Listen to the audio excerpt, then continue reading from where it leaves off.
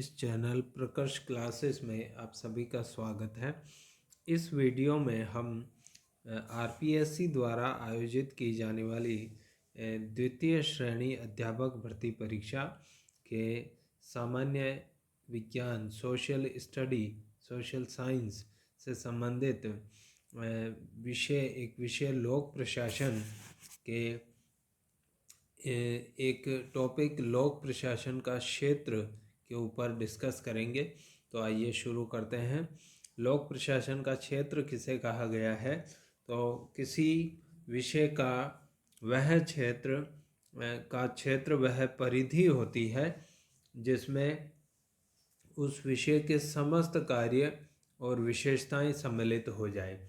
तो पहले तो यह क्षेत्र का जो है परिभाषा दी गई है कि क्षेत्र कहते किसे हैं। क्षेत्र किसी विषय के कार्य और विशेषताओं को सम्मिलित करने वाले स्पेयर को क्षेत्र कहते हैं। और हम इसी को इसमें देखेंगे कि लोक प्रशासन का क्षेत्र एक्चुअली क्या होता है। लोक प्रशासन के क्षेत्र के बारे में एक क्लियर बात यह है कि अभी भी इसका क्षेत्र स्पष्ट अवस्था में नहीं है। स्पष्ट अवस्था में लोक प्रशासन का क्षेत्र अभी स्पष्ट अवस्था में नहीं है लिखना है, थोड़ा प्रिंटिंग मिस्टेक है ये, क्योंकि उसके सामने कुछ बाधाएं हैं। जैसे अपेक्षाकृत नया विषय है, ज़्यादा पुराना विषय नहीं है। 1887 में इस विषय की शुरुआत हुई है, तो लगभग 134 साल पुराना विषय है। दूसरा है लोक प्रशासन की एक सर्वमान्य परिभाषा का अभाव है। लोक प्रशासन की जो है परिभाषाएं अभी भी स्पष्ट है। कुछ लोग जो है इसे सभी क्षेत्रों से, तीनों का सरकार के तीनों अंगों से संबंधित बात बताते हैं, कुछ केवल कार्यपालिका से संबंधित बताते हैं। तो इस वजह से लोक प्रशासन की स्पष्ट परिभाषा नहीं हो पाई है।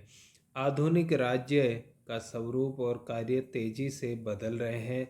ये हम देख सकते हैं कि लोक प्रशासन के विषय की शुरुआत हुई तब इसके कार्य कुछ अलग थे। फिर नवीन लोक प्रशासन आया, उसके बाद जो है यह कहा गया कि एनपीएम जो आया, न्यू पब्लिक मैनेजमेंट, उदारीकरण के दौर में, तो उसके बाद लोक प्रशासन के जो है कार्यों में भी बदलाव आया। तो इस वजह से राज्य का जो स्वरूप बदल रहा है, उसके साथ साथ लोक प्रशासन के कार्य भी बदल जा रहे हैं। उदारीकरण, निजीकरण और वैश्वीकरण के कारण भी लोक प्रशासन का स्वरूप बदल रहा है। आज राज्य संकुचित दृष्टिकोण को अपनाया जा रहा है, जिसमें राज्य को मिनिमम जो है किया जा रहा है, राज्य का क्षेत्र कम किया जा रहा है और ज़्यादा से ज़्यादा चीज़ें निजी क्षेत्र के हवाले की जा रही है।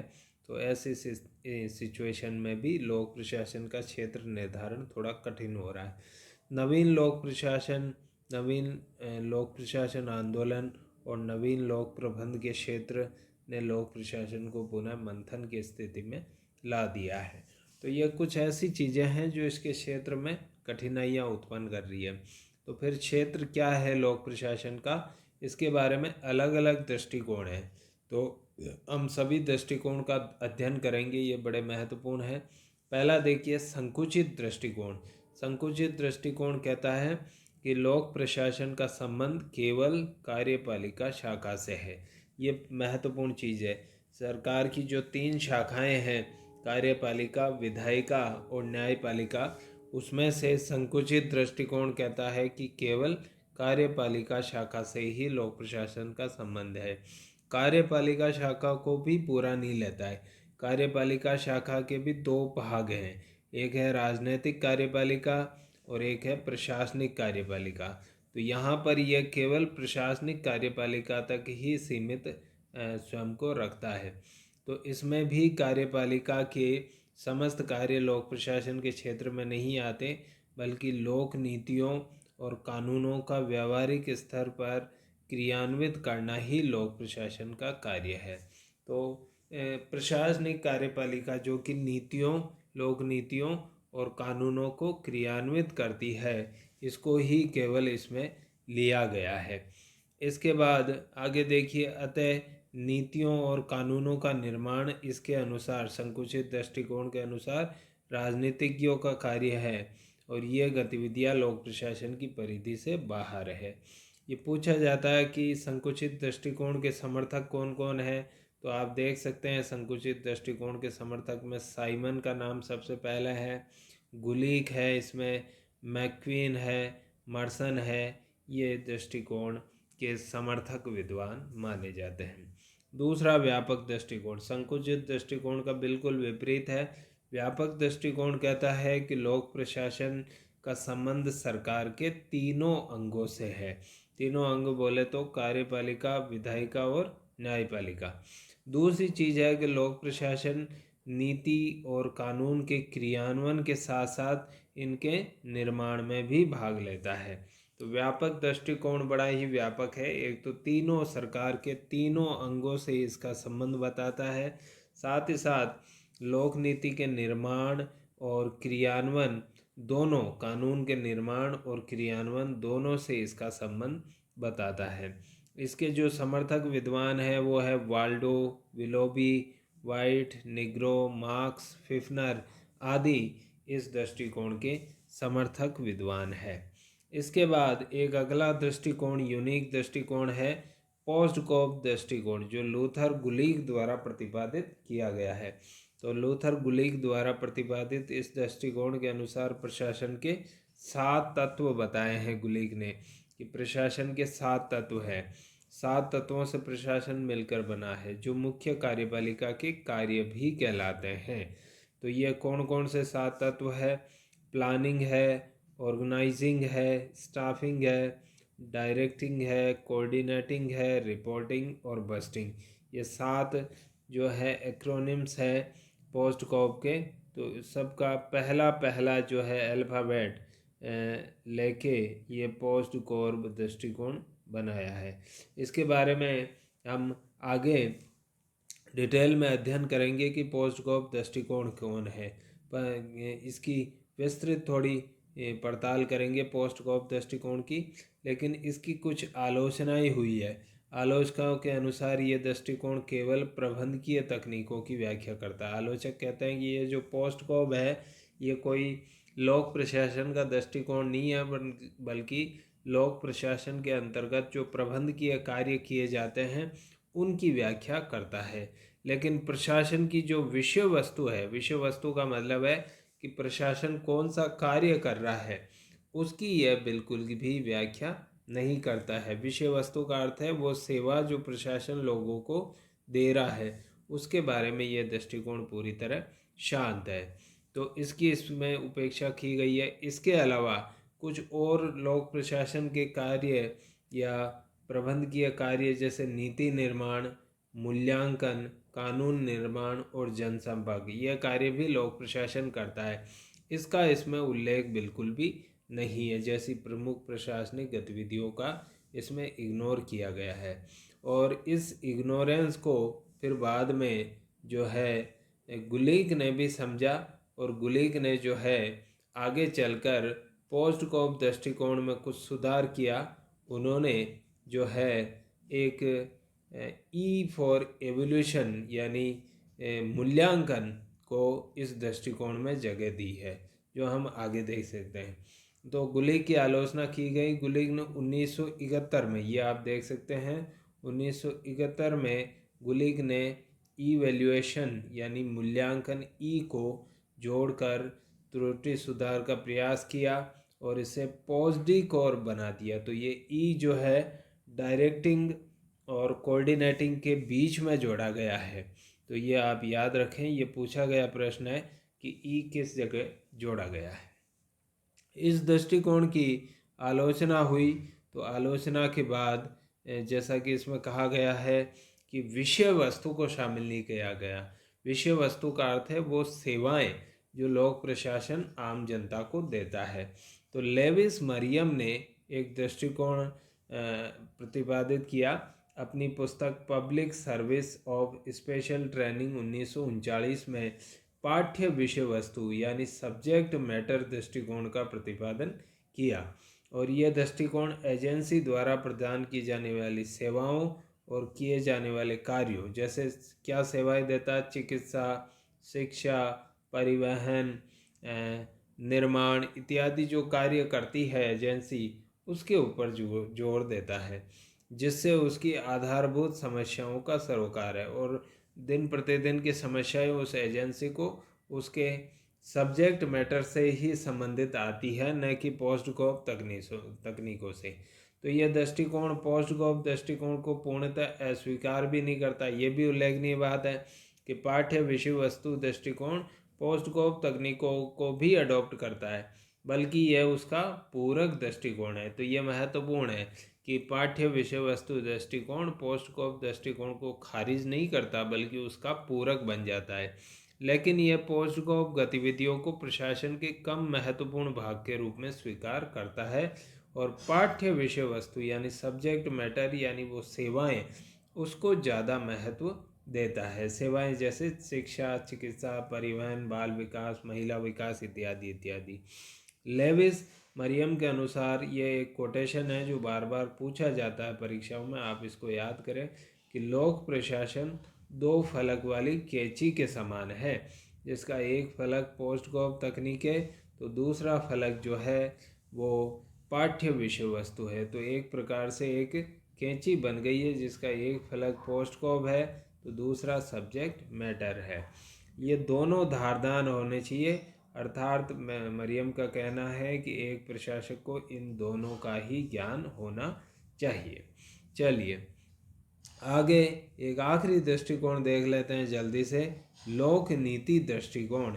अब लोक प्रशासन की बात चली है तो ये भी कहा गया कि भाई लोक प्रशासन क्या केवल लोक नीतियों को लागू ही करता है कि नहीं। लोक नीति दृष्टिकोण के जो समर्थक है जैसे ड्रोर, लासवेल और मर्सन, ये कहते हैं कि नहीं, लोक प्रशासन लोक नीति लागू ही नहीं करता, बल्कि लोक नीति के निर्माण में भी प्रशासन की भूमिका है। तो ये एक महत्वपूर्ण बात है कि जहाँ पर संकुचित दृष्टिकोण कह रहा था कि प्रशासन जो है लोक नीति को केवल लागू करता है, वहीं पर लोक नीति दृष्टिकोण कह रहा है, और व्यापक दृष्टिकोण भी यही बात कह रहा था, विस्तृत दृष्टिकोण भी, कि लोक नीति बनाता भी है। इसी बात को लोक नीति दृष्टिकोण थोड़ा विस्तार से कहने की कोशिश करता है कि लोक नीति में किस तरह से वो योगदान करता है, उसके पीछे कुछ तर्क दे रहे हैं इसके समर्थक। एक तो कह रहे हैं कि लोक नीति वैसी ही बनती है जैसी लोक प्रशासक बनाते हैं, यानी जैसा प्रारूप एक अधिकारी तैयार करते हैं, मंत्रियों को प्रारूप तैयार करके लोक नीति का देते हैं, या फिर उस प्रारूप को तैयार करने में तथ्य और सूचनाएं उपलब्ध कराते हैं, लोक नीति वैसी ही बनती है। तो लोक नीति एक मोटा विचार है, लेकिन इसके प्रारूप को तैयार जैसा करते हैं वैसी ही नीति बन जाती है। तो इस प्रकार नीति निर्माण में प्रशासन की भूमिका है।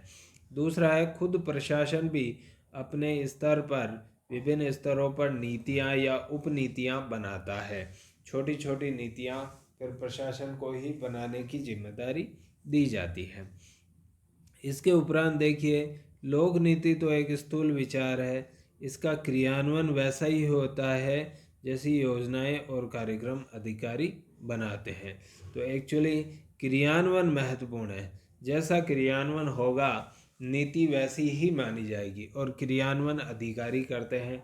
तो इस प्रकार से तीन तरीके से अपन देख सकते हैं, तथ्य और सूचनाएं उपलब्ध करवाना या प्रारूप तैयार करना, दूसरा है स्वयं उपनीतियां बनाना, और तीसरा जैसा क्रियान्वयन होगा वैसी ही योजनाएं और कार्यक्रम बन जाएंगे। तो इस प्रकार से ये जो दृष्टिकोण है ये बताता है कि लोक नीति निर्माण तक भी प्रशासन विस्तृत है, केवल लोक नीति लागू करना ही प्रशासन का कार्य नहीं है। तो इस दृष्टिकोण के अनुसार राजनीति और प्रशासन का क्षेत्र आपस में मिलता है, और उनके बीच में विभाजन रेखा खींचना संभव नहीं है। जो विभाजन है राजनीति और प्रशासन के मध्य, जो वुडरो विल्सन ने स्टार्ट किया था, आगे की वीडियो में हम देखेंगे द्विभाजन को, तो वो जो है यहाँ पर आके समाप्त हो जाता है। द्विविभाजन करने की बजाय लोक नीति दृष्टिकोण राजनीति और प्रशासन का एकीकरण करता है। तो आप देख सकते हैं कि लोक प्रशासन का ये क्षेत्र है। अब हम आगे जो है लोक प्रशासन का जो पोस्ट गोप दृष्टिकोण है उसकी थोड़ी विस्तार से व्याख्या करेंगे कि वो किस प्रकार से पोस्ट गोप दृष्टिकोण हमें महत्वपूर्ण बातें बताने का प्रयास करता है। तो आइए अब हम पोस्ट गोप दृष्टिकोण को लेते हैं जो लूथर गुलीक ने दिया था, और हमने पिछले स्लाइड में देखा कि उसके में 7 तत्व कौन से हैं। तो इसी को हम थोड़ा विस्तार से पढ़ते हैं। पोस्ट गोप दृष्टिकोण से प्रश्न पूछे जाते हैं। तो लूथर गुलीक द्वारा प्रतिपादित इस दृष्टिकोण का विकास प्रशासन और प्रबंध को एक मानने, पहला तो चीज़ है कि गुलीक, उर्विक इत्यादि जो विद्वान है, हेनरी फेयोल है, ये प्रबंध और प्रशासन में अंतर नहीं करते हैं, ये इनको एक ही मानते हैं। तो एक मानने के कारण ही इस दृष्टिकोण का विकास हुआ। यह एक सार्वभौमिक प्रशासनिक प्रक्रिया, सार्वभौमिक प्रशासनिक विज्ञान की अवधारणा मानता है। प्रशासन को जो है सार्वभौमिक तत्व मानता है जो निजी और सार्वजनिक क्षेत्र सभी क्षेत्रों में लागू होता है और एक जैसा ही होता है। तो गुलीक ने जो 7 तत्व बताए हैं और जिनको गुलीक ने कहा कि ये मुख्य कार्यपालिका यानी चीफ एग्जीक्यूटिव के कार्य भी हैं, उनको हम देखते हैं। सबसे पहला है नियोजन, प्लानिंग। प्लानिंग का अर्थ क्या है कि संगठनात्मक लक्ष्यों की प्राप्ति के लिए संसाधनों का उपयोग सुनिश्चित करने वाली योजनाएं बनाना और कार्य नीतियां और प्राथमिकताओं का निर्धारण करना। तो प्लानिंग का बिल्कुल सिंपल अर्थ है कि भविष्य में आप जो कार्य करेंगे उनकी योजनाएं आप पहले से बनाएं ताकि आपके संगठनात्मक लक्ष्य प्राप्त हो सके। आप कार्य नीतियां बनाएं और प्राथमिकताएं, प्रायोरिटीज़ क्या रहेंगी आपकी, उनको पहले से तय कर लें। दूसरा है संगठन करना। या संगठन करने का अर्थ संगठन की स्थापना करना नहीं है, बल्कि संगठन स्थापित हो चुका है उसके भीतर सत्ता के औपचारिक ढांचे की स्थापना करना है, अर्थात संबंधों का निर्धारण करना कि कौन अधिकारी होगा और कौन अधीनस्थ होगा। दूसरा है उद्देश्यों के अनुसार कार्य व प्रक्रिया को व्यवस्थित करना, यानी कार्य क्या किए जाएंगे, प्रक्रियाएं क्या रहेगी, उनको आप पहले से ही डिसाइड कर ले, ये कार्य करना। अन्य शब्दों में कार्य व उत्तरदायित्व का विभाजन करना, यानी सही व्यक्ति को सही कार्य सिद्धांत के अनुसार देना। Right man to right job का जो सिद्धांत है उसको संगठन निर्माण में फॉलो किया जाता है। उसके बाद उनको कार्य देने के बाद उनका सत्ता सौंपना, क्योंकि उत्तरदायित्व जब आप दे देते हैं तो उसके बाद उसको सत्ता भी प्राप्त होनी ही चाहिए। उसके अतिरिक्त है कार्मिकों के आपसी संबंधों का निर्धारण करना। आपसी संबंध यानी कौन अधिकारी होगा और कौन अधीनस्थ होगा। तो संगठन करने का मतलब यहाँ संगठन की स्थापना करना नहीं है, बल्कि संगठन के अंतर्गत पहला तो कार्यों का विभाजन, फिर उत्तरदायित्व का निर्धारण, सत्ता सौंपना और संबंधों की स्थापना करना। अगला है कार्मिक व्यवस्था। कार्मिक व्यवस्था का अर्थ देखिए संगठन की आवश्यकताओं के अनुरूप कर्मचारियों की भर्ती, उनका प्रशिक्षण, उनकी पदोन्नति, कार्य की बेहतर परिस्थितियों का निर्माण करना। यानी कर्मचारियों की भर्ती से संबंधित, कर्मचारियों से संबंधित जो भी कार्य है वो जो है इसमें आते हैं। इसको कहा गया है कार्मिक व्यवस्था, स्टाफिंग। चलिए निर्देशित करना। अब निर्देशित करने का अर्थ है कि चूँकि हम जानते हैं प्रशासन अन्य लोगों से कार्य करवाने की कला है, तो जब आप अन्य लोगों से कार्य करवाना चाहते हैं तो पहले आप निर्णय कीजिए कि आप उनसे क्या करवाना चाहते हैं। उन निर्णयों को फिर आदेशों में समायोजित कीजिए और कर्मचारियों तक आदेश पहुंचाइए। कार्मिकों को कार्य और उद्देश्यों की ओर प्रवृत्त करना, उनको लीडरशिप प्रदान करना, नेतृत्व प्रदान करना, और आवश्यकता अनुसार या आवश्यकता अनुरूप उन पे नियंत्रण करना।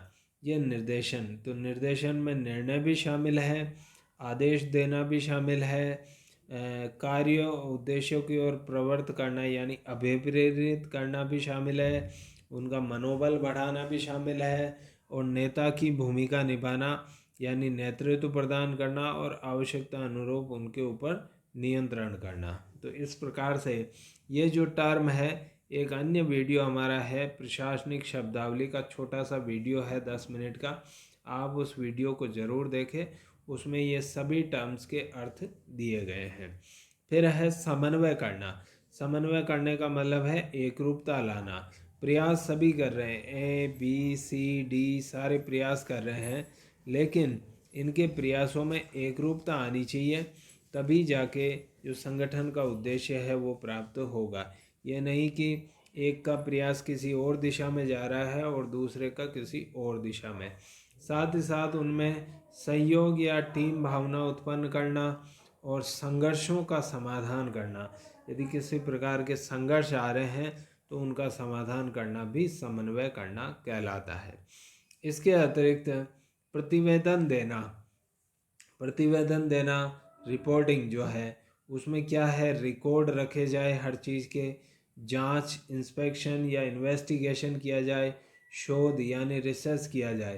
तो जांच, रिकॉर्ड और शोध के माध्यम से उच्च अधिकारी जो है स्वयं को, खुद को भी और साथ ही साथ अधीनस्थों को भी वेल इन्फॉर्म्ड रखे, सूचित रखे। और प्रतिवेदन करना, इसमें एक संचार प्रणाली की स्थापना करना जरूरी है। संचार होगा तभी प्रतिवेदन ऊपर से नीचे, नीचे से ऊपर जा पाएंगे। और लास्ट है बजटिंग। बजटिंग का अर्थ बजट बनाना नहीं है, बजट बन चुका है, लेकिन बजट के साथ साथ कुछ और काम करना है, वित्तीय नियोजन करना, यानी धन का सही उपयोग हो सके, नियोजन करना है। उस धन कहाँ खर्च किया जाएगा, कितना खर्च किया जाएगा, ये पहले से तय करना। फिर लेखांकन करना, जो आप व्यवहार कर रहे हैं आर्थिक व्यवहार, उसका लेखा जरूर रखा जाए। और लास्ट में है वित्तीय नियंत्रण करना, कि जो आप धन खर्च कर रहे हैं वो उन्हीं उद्देश्यों पर, उन्हीं मदों पर खर्च हो रहा है जो तय की गई है, ये देख लेना ही कहलाता है वित्तीय नियंत्रण। तो बजटिंग का अर्थ है वित्तीय नियोजन, वित्तीय लेखांकन और वित्तीय नियंत्रण।